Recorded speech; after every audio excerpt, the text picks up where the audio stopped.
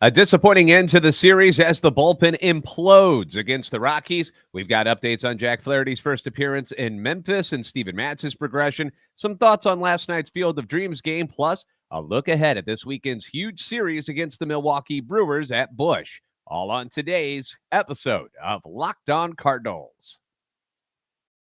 You are Locked On Cardinals, your daily St. Louis Cardinals podcast, part of the Locked On Podcast Network.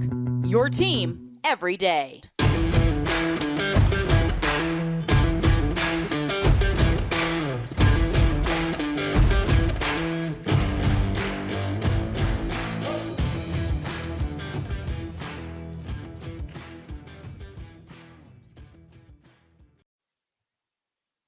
Hello once again and welcome in. I'm JD Haffern. I'm a national radio sports anchor, born and raised in the Lou, lifetime Cardinals fan, and I'm your host for Locked On Cardinals, part of the Locked On Podcast Network, covering your team every day. You can follow me on Twitter at JD Sports Radio. You can also follow the podcast on Twitter at LO_Cardinals. We want to thank you to those who are making Locked On Cardinals your first listen of the day. Every day, we're free and available wherever you get podcasts. Subscribe to the podcast on iTunes, Spotify, Google Podcast, wherever you find podcasts. You'll find Locked On Cardinals on YouTube. Be sure to like and subscribe and comment so we can interact together. This is a show serving Cardinal Nation and giving the best fans in baseball all of the info about the birds on the bat. Today's episode is brought to you by BetOnline. BetOnline has you covered this season with more props, odds, and lines than ever before. BetOnline, where the game starts. So where should we start? Wow. Cardinals wrapped up their quick 3-game road trip with a disappointing loss to the Rockies on Thursday, and a game that held such promise, too. Like, it started off with the lineup. We had Lars Nootbaar moving up to the top of the batting order, which pleased a lot of fans, myself included, and Dakota Hudson pitching decent despite battling through some more of those control issues that he's had this year. And then you have the bullpen implode the way it did. It was quite disheartening. So let's go ahead and start with the lineup, where, again, I had a feeling they would roll the predominantly left-handed look, mostly just to get guys like Dickerson and Donovan some playing time. So Edman and Carlson sit. Gorman plays second base. O'Neill slides over to center field. Donovan plays third, while Arenado DH. Dickerson was in left, Nootbaar in right, and batting leadoff. Perhaps some would call this a bit of a B squad look, but you got to keep the bench and utility guys sharp, so they got to get in there, okay? You can't just let them sit there and rot on the bench. And, it's a team like the Rockies, who I know they play better at home, but they're still an inferior team to the St. Louis Cardinals, and you'd hope that this group could come away with the win in Game 3 of the series. Now, Dakota Hudson on the hill, and we're off. Let's get it going. Newt leads off the game. He gets a double. Excitement, energy. It's wonderful. And then Gorman and Goldie strike out. Now, one issue I have with Gorman batting in the number 2 hole is that he strikes out way too much. This is who he is. I know this. I get it. He's got incredible power, but with that power doesn't come great responsibility, like they say in the Spidey comics. But with his great power comes all of the strikeouts. Okay? It's inevitable. It's going to happen. That's why I don't like him in the number 2 spot. I've always wanted someone in that second spot who will do the job of putting the ball in play, moving a runner over, bunting if need be, and Gorman is just not that guy. I get the idea you want to bat him second ahead of Goldie. He'll see better pitches, see more fastballs. I get all of that. It's just in situations like this where, all he has to do is hit a ground ball to the right side of the infield, move Nootbaar over. You got Goldie, Arenado coming up, and things are nice, but you get the strikeout instead, and, he battles in the at-bat. He fouls off a bunch of pitches, but eventually he does strike out. Goldie is Goldie. We're not going to really complain about him, but he strikes out, which sucks. And then Arenado hits a line shot to right center. Great play by the center fielder, Daza, who ends up injuring his shoulder on the play, ended up having to leave the game. I don't know if he dislocated it. I never heard exactly what the injury was to the arm, but it snuffs out the 2-out RBI. The Cards get zilch there in the first. Now we'll move ahead to the bottom of the second. You get a leadoff single by Randall Grichuk. That gets erased on a superb diving play by Brendan Donovan at third base, who snares that line drive off the bat of Montero, doubles up Grichuk at first base. Outstanding play. Donovan continues to impress defensively. no matter where you put him. You got to love him. He can play outfield, infield. He's an awesome, awesome piece to have coming off the bench and in the starting lineup when you need him to. Then you get the control issues popping up from Dakota Hudson. He walks the first batter of the game. They didn't score, but here in the bottom of the second with 2 outs, he walks Hampson on 4 pitches. Then he walks Hilliard on 4 pitches. The guys were talking during the telecast about Hudson trying to find his arm slot. That seems to be an issue right now. It just kind of gets out of whack from time to time. And that's been the frustrating part with Dakota is that he's got good stuff. We know this. The sinker ball is fantastic. And when he can throw strikes, he's very, very good.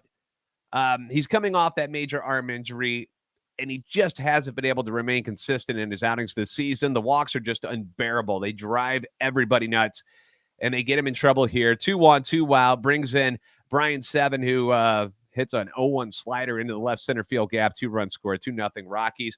Move ahead to the top of the fourth. This time, Gorman leads off the inning. He pops a 1-2 slider that was low and in, turns on it, serves it into the right field seats above the bullpen.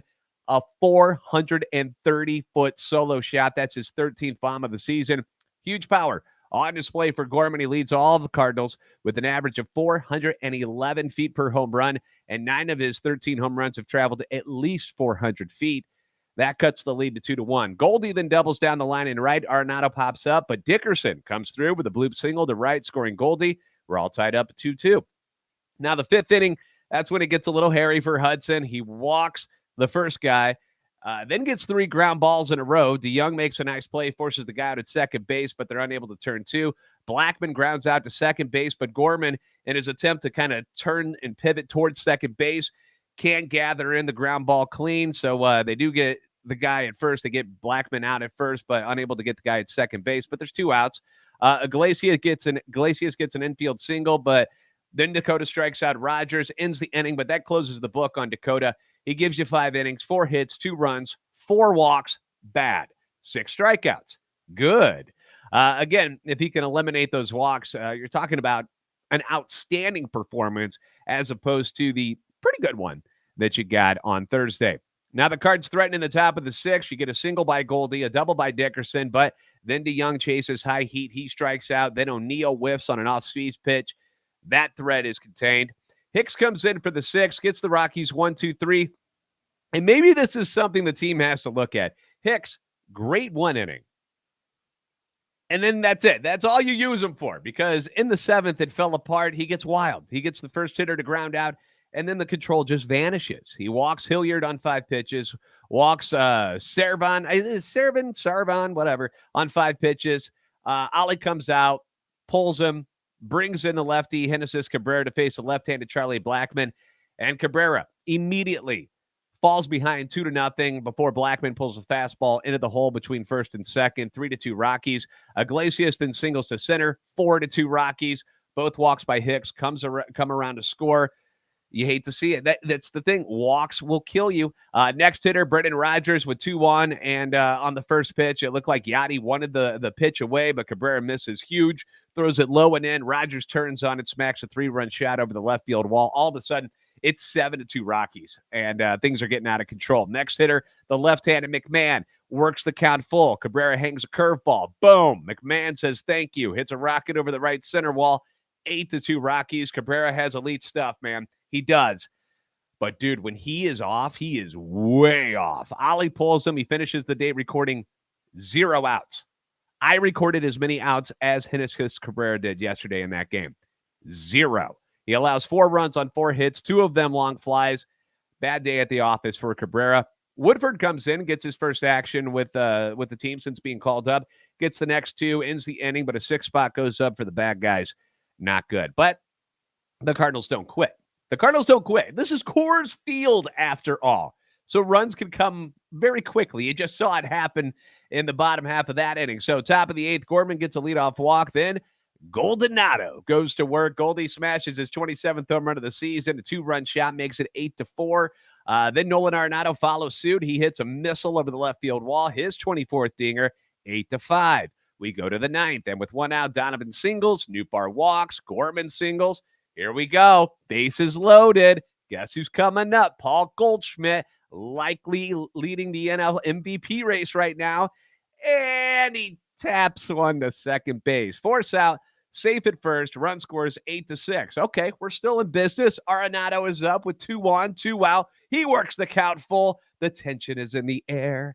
You can feel it down in your plums. Daniel Bard throws a slider, and it fools Nolan. Strike 3. Game, set, match. Rockies win at 8-6. Well, offensively, new Bard in the leadoff spot. He goes 1 for 3. He walks twice, so he's on base 3 times. That's what a leadoff guy should do. Oddly, never scores in this game. Newbar never scores. He's on base 3 times. It doesn't come around to touch the plate. Gorman 2 for 4 with a home run, 2 runs scored, and a walk. Goldie 3 for 5, home run, 3 ribbies, 2 runs scored. Arenado just 1 for 5 with the solo homer. Dickerson looking good, man. 3 for 4 with an RBI. Molina and Donovan each have a single. DeYoung takes the 0 for 4, and Tyler O'Neill. Oh, my gosh. Tyler O'Neill, who I thought was just about to break out, hits the ball really, really hard in game 1 of this series, gets a double in his first at bat in game 2 of this series, and then, it's just gone. It's just gone. He takes the golden sombrero yesterday and strikes out 4 times. Yikes.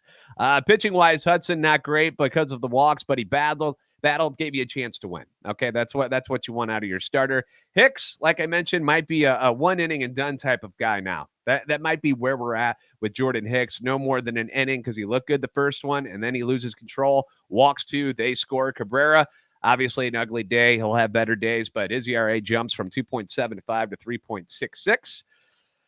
Those days will happen, especially at Coors Field. Woodford, solid job. 1 2/3 innings, strikes out 2. Not the way you wanted to end it, obviously. You wanted to come away with a series victory, win 2 of 3, but you got bigger fish to fry as you head back to St. Louis. You got the Brewers in town this weekend. We are going to preview that series coming up next. Now, it doesn't matter what time of year it is. Losing weight is something many of us think about. Shedding a couple of pounds for the summer or before a wedding or before the holidays start. Did you know that the key to sustainable weight loss is actually through your liver? The liver is the body's metabolic furnace. It's responsible for flushing out all those harmful toxins and igniting your fat-burning metabolism. But thanks to modern diets rich in unhealthy processed foods and constant exposure to thousands of man-made and environmental toxins, most of us have overworked livers. It's exhausted. But now it's easy to rejuvenate your liver health and reignite your metabolism thanks to Liver Health Formula by Pure Health Research. Liver Health Formula contains 8 liver-boosting super nutrients, all of which work together to wake up your sluggish liver, turn it into a toxin-flushing and fat-burning machine. No more bloated belly, no more uncomfortable digestion, no more feeling tired and low on energy all the time. And best of all, Liver Health Formula makes it easier to maintain healthy body weight long-term. As a listener of Locked On Cardinals, you're getting the hook up here. You can try Liver Health Formula risk-free today and get a free bottle. That's right, free bottle of Curb Fit with your order. Curb Fit is a safe and all-natural appetite suppressant, making it easier to say no to the bad foods. It's a perfect complement to Liver Health Formula. So go to getliverhelp.com/MLB to learn more. Again, that's getliverhelp.com/MLB to try Liver Health Formula completely risk-free and claim your free bottle of Curb Fit with your order. Once again, go to getliverhelp.com/MLB now to get started.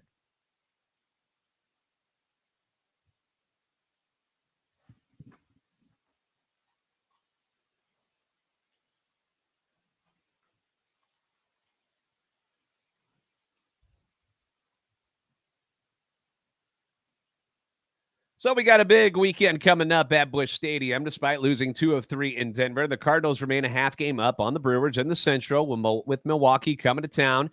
I shouldn't have to explain to you what a big series this is for the Redbirds. Not only are you playing for the lead in the division, but it's also it's a mental thing of being better than that team who's neck and neck with you. The Brewers haven't played great as of late. They've gone 4-6 in their last 10. They did just win 2 straight over the Tampa Bay Rays, who are a solid team in the American League East. Cardinals had issues with them. They made that bizarre deal with San Diego and traded away their top closer, Josh Hader, who just seemingly owned the Cardinals anytime he came out of the bullpen for the Brewers over the years. I was shocked to see that he even had an ERA against the Cardinals. In his career, 2.45 against the Redbirds, but they hit just 143 off of them. That's not surprising. 58 strikeouts in just 33 innings pitched against them. That's a ridiculous 15.8 strikeouts per 9. Dude was a machine, but that guy is gone.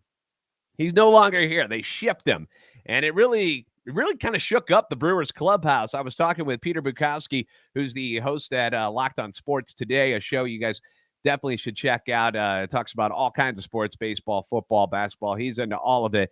I was talking to him the other night when they had me on to talk about the Cardinals, and he's a big Brewers fan. So he was giving me crap about being a Cardinals fan and, how the Brewers are just sick of the St. Louis Cardinals. And both of us, though, shaking our heads about the trade and how the Brewers moved him for money reasons, but they should have just paid the guy.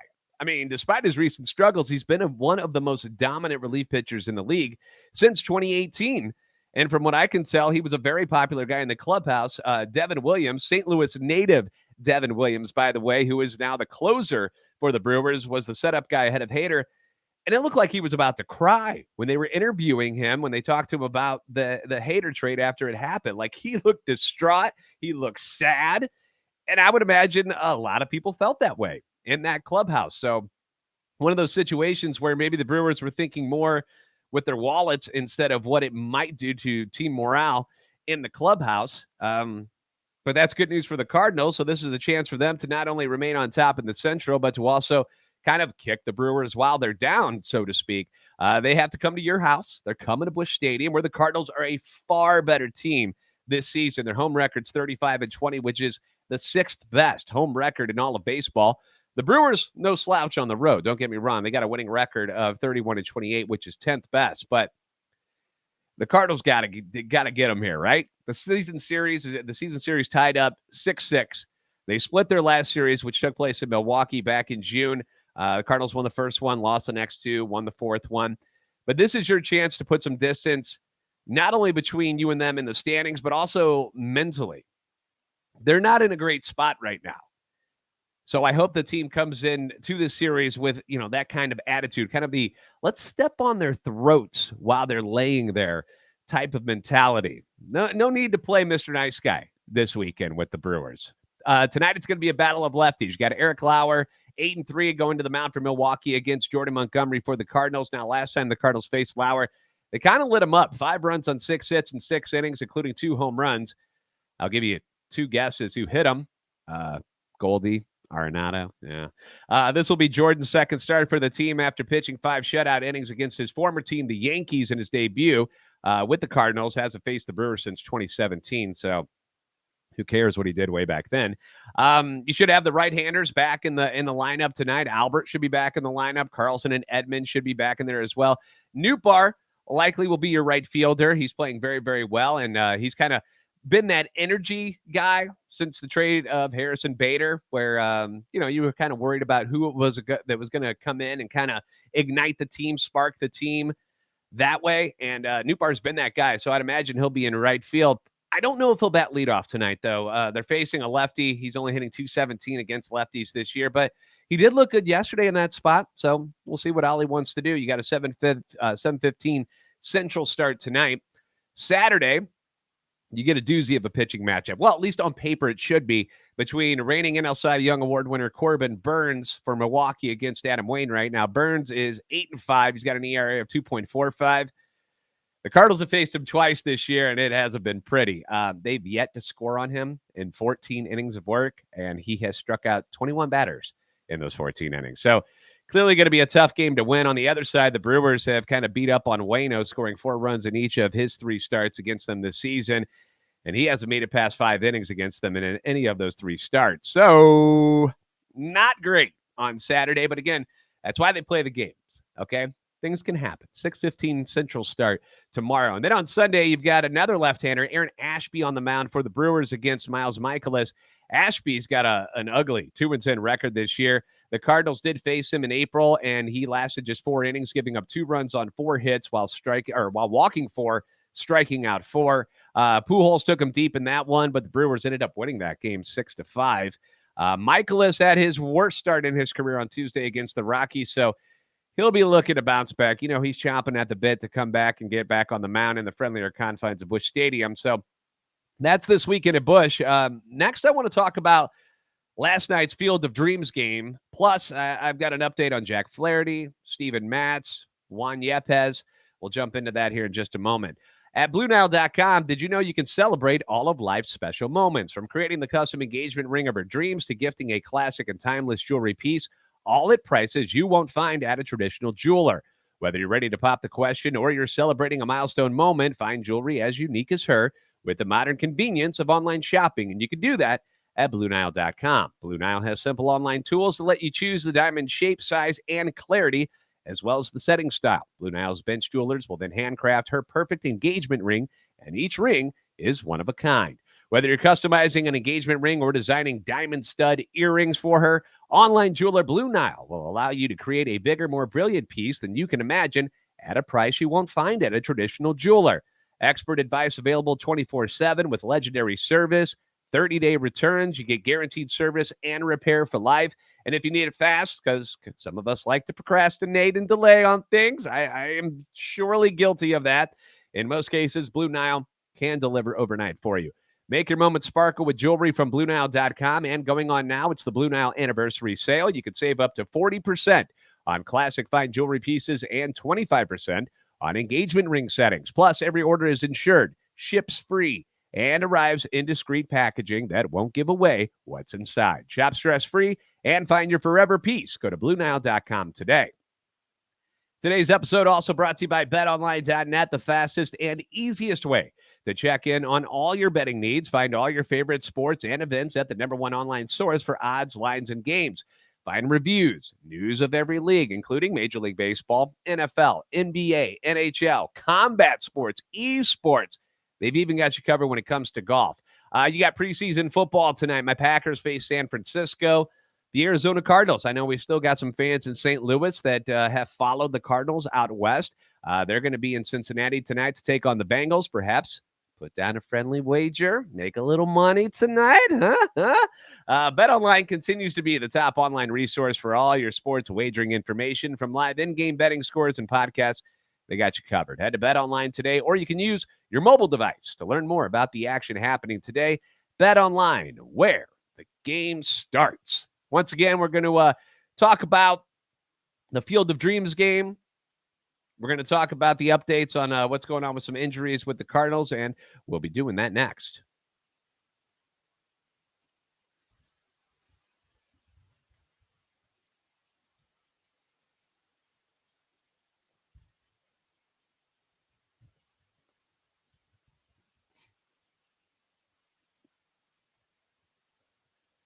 Jack Flaherty back on the mound for Memphis yesterday in his first rehab outing. And I'll be honest, it wasn't pretty. Flaherty completes one inning on 35 pitches, throws 21 strikes. That's not so bad, right? Well, he gave up 4 runs on 4 hits, including a home run. Yeah, not good. Struck out 2, but more importantly, you want to see how his arm responds after the outing. So, according to the Cardinals, they just wanted him to throw 35 pitches. That was really the goal, and we'll see how he feels after that. I was just hoping for a little more success than 4 runs on 4 hits in one inning. Juan Yepez was 1 for 4 in that game as he tries to come back from his forearm strain. Memphis did play a doubleheader yesterday, but Yepez didn't play in that second game. Steven Matz still trying to come back from the left MCL tear, played catch on Tuesday in Colorado. Reports were good. According to Ali, he will not get on a mound this week, but he'll increase his throwing and do the same thing a week from today. So they're still holding out hope that he might be able to come back maybe in September. Flaherty is eligible to come off the injured list on August 26th, by the way. Whether that happens or not, you have to wait and find out. Something that did happen last night was the Field of Dreams game in Dyersville, Iowa, between the Cubs and the Reds. And again, the mystique of it all was what made this game special. I think the crew at Fox did a pretty good job once again of capturing some of the magic that surrounds the cornfields there. Anybody who's a fan of the movie obviously has a soft spot for the film. And if you don't like Field of Dreams, I don't know what's wrong with you. I can't make you like this world then if you think that's not a good movie. Pretty cool opening scene with Ken Griffey Jr. and Ken Griffey Sr. coming out of the cornfields and saying the line, "Dad, want to have a catch?" That segment was very cool. The tribute to Ray Liotta, who played Shoeless Joe Jackson in the film, was heartfelt. I love the fact that Kevin Costner took the time out to voice that piece. He was the co-star in the movie with Ray Liotta, who passed away recently. The idea of Harry Carey doing "Take Me Out to the Ball Game" in the middle of the 7th inning, in theory, was a good idea, but it looked a little cheesy on camera. Props for giving it a shot. I thought that was kind of neat for the Cubs fans. Harry doing "Take Me Out to the Ball Game." I mean, it's tradition at Wrigley Field. So at least they attempted something like that, but on camera, just kind of, I don't know. Whoever the actor was just didn't look like Harry Carey, like from the backside. It just didn't come off very well, but they tried, right? As far as the game goes, it wasn't even remotely as close to the excitement and drama that we had last year between the Yankees and the White Sox, which ended with that Tim Anderson walk-off home run. Unfortunately, the Cubs and Reds just aren't very good teams right now, but I understand why they would use both franchises in this game, considering the rich and lengthy history of both teams. I get it. I didn't have a problem with that. If you remember, the Cardinals were supposed to be in the Field of Dreams game back in 2020, but the COVID-19 pandemic ruined that, as it ruined a lot of things in life for people, including some of us who lost jobs because of it. It's too bad the Cardinals couldn't have done it this year, though. Wouldn't that have been cool, like have Albert Pujols and Yadier Molina's final season in Major League Baseball, to see the future Hall of Famers come out of the corn? It would have been quite a sight to see. You would have had them followed by league MVP candidates, Paul Goldschmidt, Nolan Arenado, Uncle Charlie, Adam Wainwright. He probably was taller than the corn stalks yesterday. It would have been cool. I did like the fact that they let some of the franchise's living legends walk out with the players: Fergie Jenkins, Johnny Bench, Barry Larkin. And as a fan, I'll be honest, I was doing fine emotionally during all of this, as my mind kind of wandered back to the days of playing catch with my dad and how special those moments were and those times were. But then here's where it started to get dicey. Late in the game, former Cardinal, but most of everybody knows him because he spent time, had his Hall of Fame career with the Atlanta Braves. John Smoltz, they announced late in the game that his father, John Adam Smoltz, had passed away that day. And that was it. Like, I started to tear up a little bit. The water started, either somebody was cutting onions around me or I was starting to get emotional. I mean, that's crazy, right? That his dad passed away that morning and he was working the game that night. And he talked about his decision to call the game, said it came from the peace that he had, saying it's been an emotional day. He lived by his faith. He loved family. And he would be so mad if I didn't do this game. I can't think, I can't think of another day to honor him when you think about this park, this movie, and how he loved every one of us and anyone he came in contact with. I'm the man I am because of him. I mean, come on, man. You had to go there. That had to happen. And then the memories of not just all the baseball games and practices I had with my late father, but just all the moments in life I had with him, the laughs, the late night talks, the cries, the fights, the reconciliations. It all washed over me. And I'm sure it did for a lot of fathers and sons out there. I've got buddies who are dads now, and I'm sure it means something to them a little different because now they're playing catch with their kids, where they also have the memory of playing catch with their father probably at some point. So the Field of Dreams game, it's awesome. I love it. It's become a tradition. Sadly, there will be no Field of Dreams game next year due to construction on a youth baseball and softball complex, and they haven't announced any future plans of games being held there yet. I sincerely hope they do. And perhaps the Cardinals, just be selfish, can be a part of that magic after having their moment snatched away from them back in 2020. I think a perfect matchup would be against the Dodgers. That would be cool, right? We'll have to wait and see.